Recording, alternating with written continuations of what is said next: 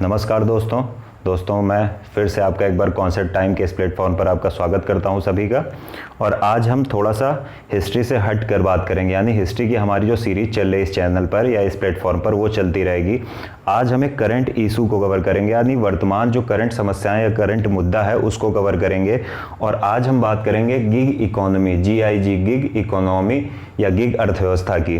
तो जैसा कि आपको सभी को पता होगा कि इस समय कोविड-19 जो पेंडेमिक है, महामारी है, उससे पूरी दुनिया परेशान है। तो उससे गिग इकोनॉमी ही नहीं बल्कि पूरी अर्थव्यवस्था का हाल बेहाल है। लेकिन हम आज विशेष एक टॉपिक उठा रहे हैं गिग इकोनॉमी का, क्योंकि पिछले 1-1.5-2 साल के दौरान हमने देखा कि गिग इकोनॉमी न केवल भारत में बल्कि पूरी दुनिया में काफ़ी तेज़ी से बढ़ रही है। लेकिन क्या हुआ कोविड-19 के दौरान, तो जो लोग थे उनके पास पैसा कम हुआ या लोग पैसा कमा नहीं पाए तो उनकी डिमांड कम हो गई, अर्थात उन्होंने बाज़ार से सामान खरीदना कम कर दिया। तो जो कंपनी गिग इकोनॉमी में शामिल थी और मज़दूरों को जिन्होंने हायर कर रखा था उन्होंने मज़दूरों को नौकरी से निकालना शुरू कर दिया, जिससे क्या हुआ कि जो गिग वर्कर थे या गिग मज़दूर थे वो बेरोजगार हो गए। ये तो करंट है। अब हम समझते हैं बेसिक्स कि गिग इकोनॉमी होता क्या है। तो सबसे पहले हम बात करेंगे कि व्हाट इज़ गिग इकोनॉमी। तो अगर हम बात करें किसकी, गिग इकोनॉमी की, कि गिग इकोनॉमी क्या होती है, तो अगर मैं एकदम सिंपल शब्दों में आपको बताऊं तो गिग इकोनॉमी वो इकोनॉमी होती है, यानी गिग इकोनॉमी एक फ्री मार्केट सिस्टम है। गिग इकोनॉमी एक फ्री मार्केट सिस्टम है जहां पर फुल टाइम एम्प्लॉयमेंट को प्रेफरेंस नहीं दिया जाता है, बल्कि क्या होगा, फुल टाइम एम्प्लॉयमेंट को प्रेफरेंस नहीं दिया जाता है बल्कि टेम्परेरी या पार्ट टाइम टेम्परेरी एम्प्लॉयमेंट को प्रेफरेंस दिया जाता है। यानी गिग इकोनॉमी एक ऐसी मुक्त बाजार व्यवस्था है जहां पर फुल टाइम एम्प्लॉयमेंट को प्रेफरेंस नहीं दिया जाता, यानी फुल टाइम जो रोजगार है उसको नहीं वरीयता दी जाती है, बल्कि टेम्परेरी यानी पार्ट टाइम जो रोजगार है वो उसको वरीयता दी जाती है। तो अब हमने ये देखा, तो हम देखें अब कैसे ये काम करती है। तो इसमें क्या होती है, इसमें क्या होता है, इसमें जो कंपनी होती है, और इस पूरी वीडियो में मैं कोशिश करूंगा कि इकोनॉमिक्स के कोई भी टेक्निकल जितने भी वर्ड हैं, तकनीकी वर्ड हैं, उनको ना शामिल करूं, आराम से आपको सरल शब्दों में समझाने का प्रयास करूंगा। इसमें क्या होता है, जो कंपनीज होती हैं, कंपनीज क्या करेंगी, कंपनीज की अपनी स्पेशल नीड्स के अनुरूप कंपनी की कुछ विशेष आवश्यकताएं होती हैं, उनके अनुरूप कंपनी यानी इन स्पेशल नीड्स के अनुरूप कंपनी क्या करेंगी, कॉन्ट्रैक्ट करेंगी। और कॉन्ट्रैक्ट किससे करेंगी, वो कोई भी हो सकता है, फ्रीलांस वर्कर और labour. Freelance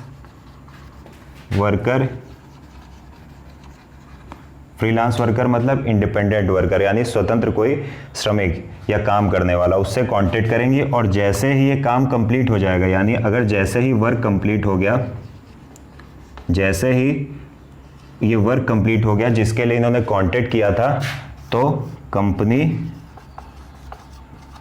company and worker और लेबर, वर्कर दोनों एक दूसरे से क्या हो जाएंगे, दोनों एक दूसरे से फ्री हो जाएंगे। अब इसके बाद क्या होता है, कंपनी किसी और वर्कर को हायर कर सकती है और वर्कर किसी और कंपनी के लिए काम कर सकता है। तो हम फिर से एक बार देखते हैं, गिग इकोनॉमी एक फ्री मार्केट सिस्टम है जहां पर फुल टाइम एम्प्लॉयमेंट की अपेक्षा टेम्परेरी एम्प्लॉयमेंट या शॉर्ट टाइम एम्प्लॉयमेंट पर जोर दिया जाता है या प्रेफरेंस दी जाती है, वरीयता दी जाती है। और ये काम कैसे करती है, इसमें कंपनीज अपनी स्पेशल नीड्स या किसी विशेष आवश्यकता के अनुरूप फ्रीलांस वर्कर या लेबर से कांटेक्ट करती हैं, अपना काम करवाती हैं। जैसे काम कंप्लीट हो जाता है तो कंपनी और वर्कर एक दूसरे से मुक्त हो जाते हैं और कंपनी फिर किसी वर्कर से जुड़ने के लिए और वर्कर फिर किसी अन्य कंपनी से जुड़ने के लिए स्वतंत्र होता है। तो ये हमने समझ लिया कि गिग इकोनॉमी क्या होती है। अब हम इसके बेनिफिट्स देखेंगे क्योंकि पिछले 1.5-2 साल में ये काफ़ी तेज़ी से बढ़ रही है। तो अब हम क्या देखेंगे, हम देखेंगे सेकेंड टॉपिक इसका, वो क्या होगा, बेनिफिट्स। तो अगर हम बात करें बेनिफिट्स की,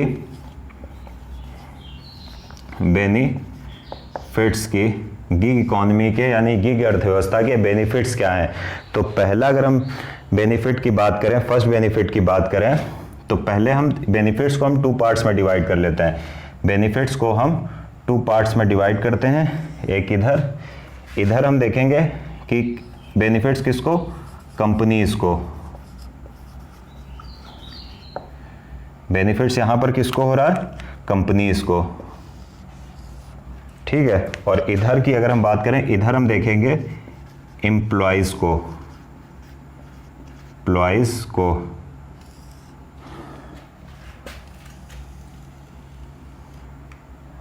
तो हम यहां पर देखेंगे कि कंपनीज और एम्प्लॉइज को क्या प्रॉफिट हो रहा है गिग इकोनॉमी से। अगर हम बात करते हैं कंपनी की, तो कंपनी को क्या प्रॉफिट हो रहा है, अगर फर्स्ट प्रॉफिट की बात करें, स्किलफुल ह्यूमन रिसोर्स मिल रहा है।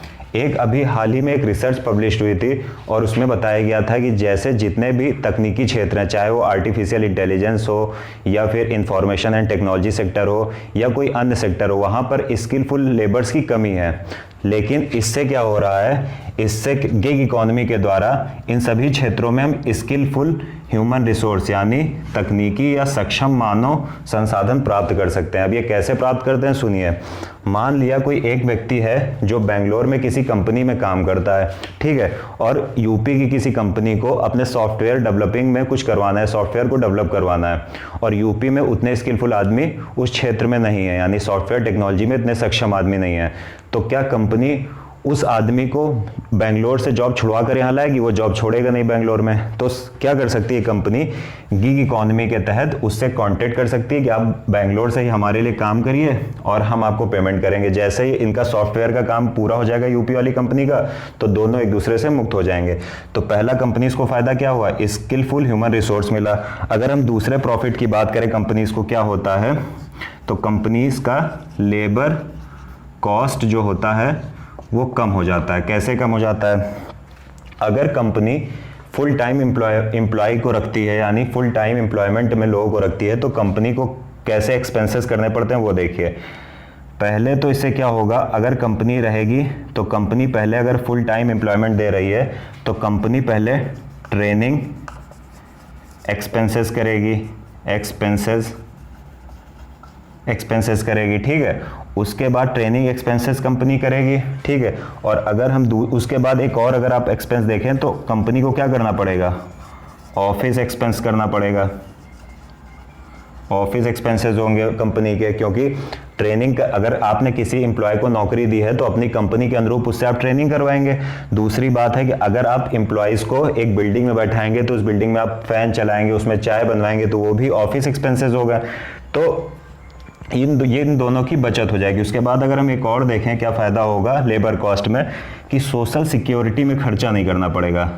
सोशल सिक्योरिटी बच जाएगी कंपनी की। कैसे, कंपनी ने अगर फ्रीलांस काम करवाया है, इंडिपेंडेंट लेबर से काम करवाया है, तो कंपनी को उसका पीएफ या ग्रेचुइटी रिटायरमेंट के बाद जो मिलता है, कभी कभी पहले मिल जाता है, वो सब नहीं देना पड़ेगा। तो इससे क्या हुआ, कुल मिलाकर कंपनी का ट्रेनिंग खर्चा बच रहा है, कंपनी का ऑफिस के जितने भी खर्चे हैं छुटपुट वो सब बच रहे हैं। उसके बाद कंपनी के जो सोशल सिक्योरिटी में कंपनी का खर्चा होता था वो अब नहीं हो रहा है। तो इससे कंपनी को किसका फ़ायदा हो रहा है, लेबर कॉस्ट का फ़ायदा हो रहा है। इसके अतिरिक्त एक चीज़ और देखते हैं कि रिज़ल्ट सुधर जाएगा। तो रिज़ल्ट कैसे सुधरेगा, कि रिज़ल्ट अगर हम सुधरने की बात करें, एक मिनट,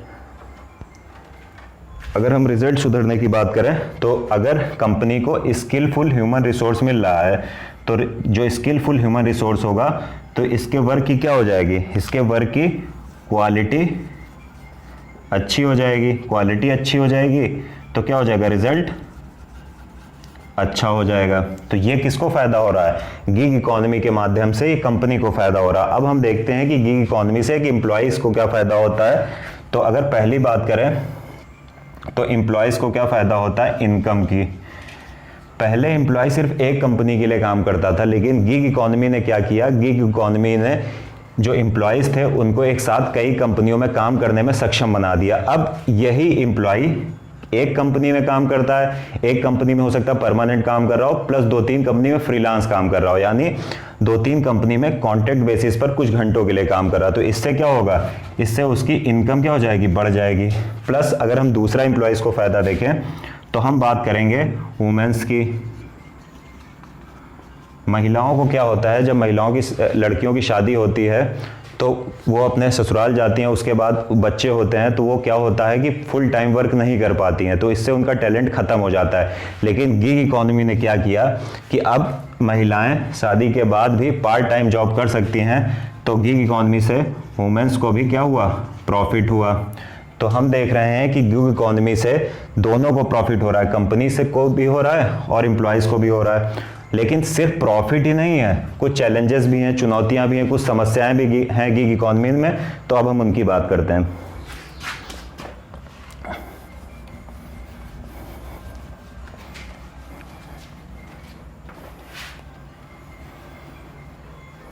अब अगर हम बात करें गिग इकोनॉमी में चैलेंजेस क्या हैं, गिग इकोनॉमी की चुनौतियां क्या हैं, तो फिर हम 2 पार्ट्स में डिवाइड कर लेते हैं और हम चैलेंजेस हेडिंग डाल लेते हैं।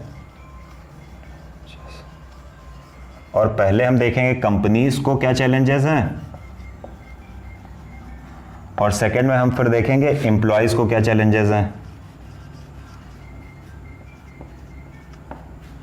अगर हम बात करें कंपनीज के चैलेंजेस की, तो कंपनी को जो पहला चैलेंज है कि आप अगर कंपनी का पहला चैलेंज देखें तो कंपनी का सबसे पहला चैलेंज क्या होगा, प्राइवेसी। जब आप परमानेंट या फुल टाइम लोगों को रोजगार नहीं देंगे, आप फ्रीलांस काम करवाएंगे गिग इकोनॉमी के अंतर्गत, तो क्या होगा, जरूरी नहीं है कि वो आपसे बहुत अच्छे उनके संबंध हो, और वो क्या होता है फ्यूचर में आपके जो भी प्राइवेसी डॉक्यूमेंट्स हैं या प्राइवेसी इंफॉर्मेशन है उनको वो लीक कर सकते हैं। तो क्या होगा, इससे क्या होगा, प्राइवेसी का खतरा बढ़ जाता है।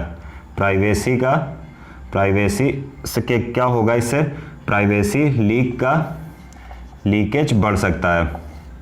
दूसरी अगर हम बात करें इन कंपनीज को नुकसान क्या होगा, कि दूसरी अगर हम बात करें, पहला तो ये होगा कि जो फ्रीलांस वर्कर इस कंपनी के लिए काम कर रहे हैं, तो ज़रूरी नहीं है कि वो कंपनी की प्राइवेसी जो रूल्स हैं उनको फॉलो करें, वो प्राइवेसी को भंग भी कर सकते हैं, प्राइवेसी को लीक भी कर सकते हैं कंपनीज की।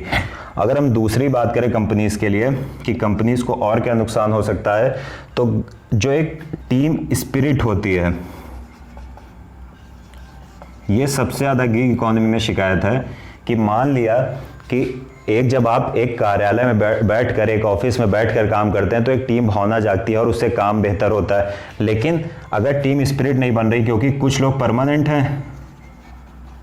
परमानेंट वर्क कर रहे हैं आपके ऑफिस में बैठकर, कुछ लोग फ्रीलांस वर्क कर रहे हैं, तो इससे क्या होगा, क्या ये दोनों आपस में कोऑर्डिनेशन कर पाएंगे?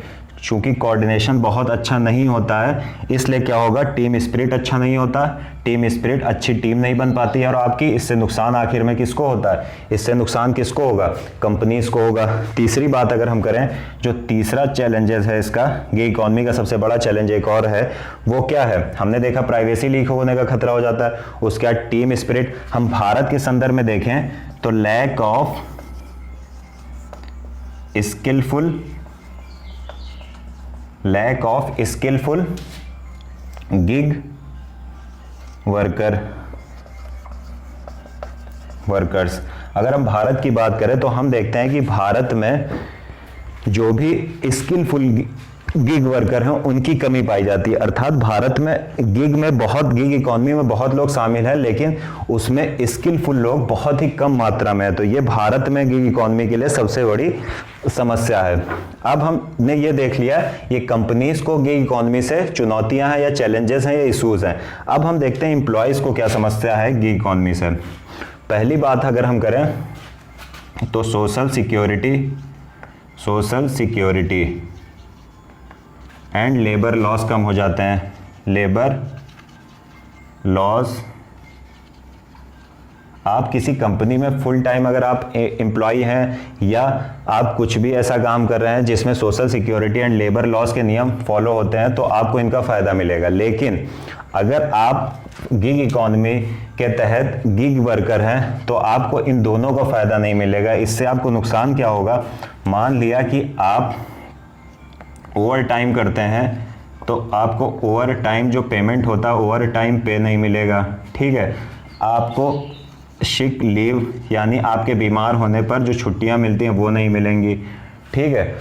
उसके बाद अगर आपको क्या ओवर टाइम पेमेंट नहीं हो रहा है, आपको क्या नहीं हो रहा है, सिक लीव नहीं मिल रहा है। इसके अलावा आपको क्या मिलेगा, आपको पीएफ या प्रोविडेंट फंड एंड ग्रेच्युटी जो आपकी कटती है ये आपको नहीं मिलेगी। तो इससे क्या हुआ, आपके सोशल सिक्योरिटी एंड लेबर, उसके अलावा अगर हम देखें तो आपको हेल्थ बेनिफिट्स नहीं मिलेंगे। जब आप किसी कंपनी में फुल टाइम मेंबर होते हैं, किसी कंपनी के फुल टाइम मेंबर होते हैं, फुल टाइम एम्प्लॉय होते हैं तो क्या होता है, अगर आप बीमार होते हैं कंपनी से कुछ राहत मिलती है। लेकिन अगर आप गिग इकॉनमी के अंतर्गत काम करेंगे, कॉन्ट्रैक्ट बेसिस पर काम करेंगे तो आपको ये सब प्रॉफिट नहीं मिलेंगे। ये सबसे बड़ा नुकसान है। उसके बाद अगर हम दूसरी बात करें तो हम देखते हैं टेन्योर इनसिक्योरिटी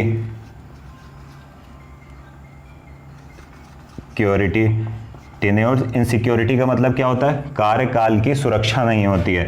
अर्थात जब आप कॉन्ट्रैक्ट बेसिस पर काम करते हैं तो क्या होता है, कॉन्ट्रैक्ट बेसिस पर अगर आप काम कर रहे हैं तो कभी भी कंपनी आपको रोजगार से निकाल सकती है, नौकरी से निकाल सकती है। तो आपको क्या कार्यकाल की सुरक्षा हुई, बिल्कुल नहीं हुई। तो कार्यकाल की सुरक्षा बिल्कुल नहीं रहती। तो ये हमने क्या देखा, पहला तो एम्प्लॉयज़ को समस्या क्या है, social security and labour laws का पालन नहीं होता है, यानी social security and labour laws को फॉलो नहीं किया जाता है। उसके बाद टेन्योर के प्रति इनसिक्योरिटी होती है, यानी एम्प्लॉयज़ को खुद नहीं पता होता है कि कब उनको नौकरी से निकाला जा सकता है। तो ये गिग इकॉनमी की एम्प्लॉयज़ के लिए सबसे बड़ी समस्या ये भी है। अब हम बात करते हैं अगर रेलिवेंसी इन इंडिया, यानी भारत में इसकी क्या प्रासंगिकता है, तो अब हम समझने का प्रयास करते हैं इसकी भारत में प्रासंगिकता।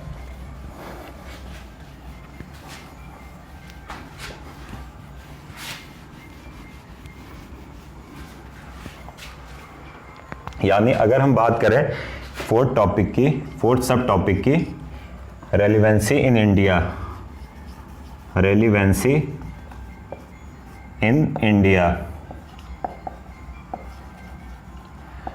तो अगर हम रेलिवेंसी इन इंडिया भारत में प्रासंगिकता की बात करें कि इसका स्कोप क्या है, इसका विस्तार हो रहा है या गिग इकॉनमी घट रही है, तो हम देखते हैं कि अगर हम यूएसए की बात करें तो यूएसए में 31% लोग गिग इकॉनमी में वर्क कर रहे हैं।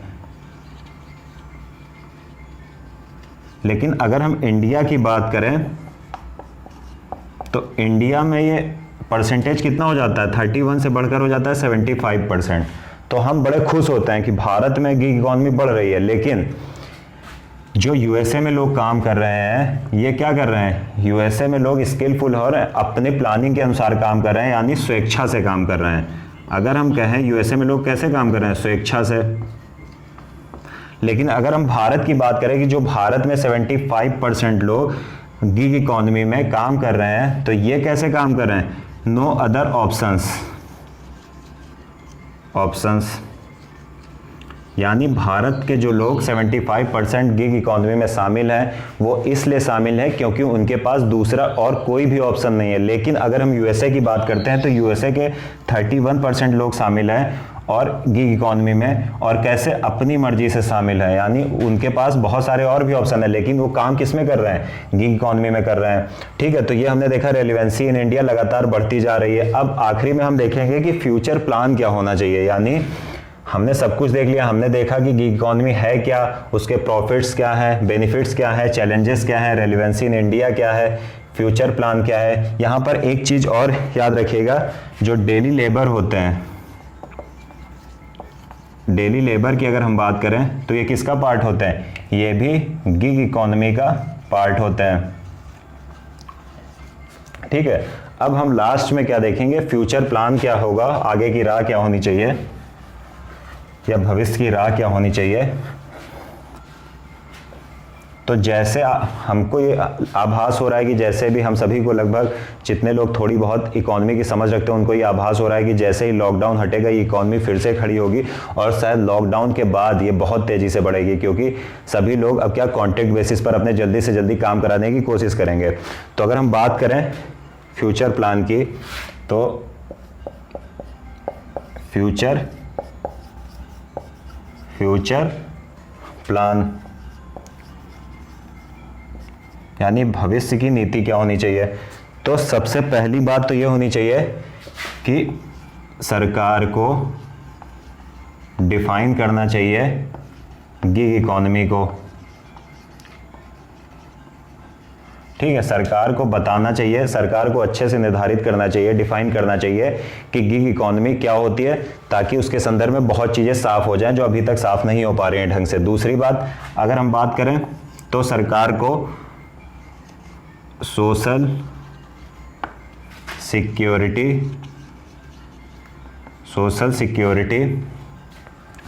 किसकी, गिग वर्कर की सोशल सिक्योरिटी के संदर्भ में भी नियम या कानून बनाना चाहिए। यानी 75% लोग भारत में गिग इकोनॉमी में कार्यरत हैं, लेकिन उनको सोशल सिक्योरिटी प्राप्त नहीं है, तो गवर्नमेंट को क्या करना चाहिए, गिग सिक्योरिटी यानी गिग वर्कर्स को क्या करना चाहिए, सोशल सिक्योरिटी प्रदान करने के लिए गवर्नमेंट को प्लान करना चाहिए, कुछ ना कुछ नियम या कानून बनाना चाहिए। तीसरी बात अगर हम देखें तो सरकार को, चूंकि मैंने अभी बताया था इशूज में, चैलेंजेस में कि भारत में स्किलफुल गिग वर्कर्स की कमी है, तो सरकार को क्या करना चाहिए, गिग वर्कर्स को स्किल प्रदान करनी चाहिए। प्लस अदर वर्कर्स भी हैं, जो भी वर्कर्स हैं उनको भी स्किल प्रदान करनी चाहिए, ताकि ये क्या करें, अगर आप वर्कर्स को स्किल प्रदान करोगे तो ये पार्ट लेंगे, किस में लेंगे, take part in gig economy. तो ये फ्यूचर प्लान हो सकता है गवर्नमेंट के सामने कि गवर्नमेंट सबसे पहले क्या करे, गिग इकोनॉमी को परिभाषित करे, उसके बाद सोशल सिक्योरिटी यानी सामाजिक सुरक्षा के लिए, किसके, गिग कर्मियों के लिए, जो गिग वर्कर्स हैं उनकी सामाजिक सुरक्षा के लिए गवर्नमेंट क्या करे, कुछ नियम या कानून बनाए। उसके अलावा गवर्नमेंट क्या कर सकती है, गवर्नमेंट गिग वर्कर्स को स्किल प्रदान कर सकती है, उनकी स्किल को अपग्रेड कर सकती है, प्लस जो अदर वर्कर्स हैं उनको भी स्किल प्रदान कर सकती है, ताकि वो किस में पार्ट ले सकें, वो take part in gig economy. ताकि अगर आप जो ऐसे नॉर्मल वर्कर्स हैं, अगर आप उनको स्किल प्रदान करोगी तो किसी कंपनी से जुड़ सकते हैं और गिग इकोनॉमी का हिस्सा बन सकते हैं। तो इससे क्या होगा, ना केवल इन वर्कर्स का फायदा होगा बल्कि देश की अर्थव्यवस्था भी विकास करेगी। तो उम्मीद है आपको ये वीडियो पसंद आया होगा। अगर वीडियो पसंद आया हो तो लाइक करिए, शेयर करिए और चैनल को सब्सक्राइब करिए। Thank you.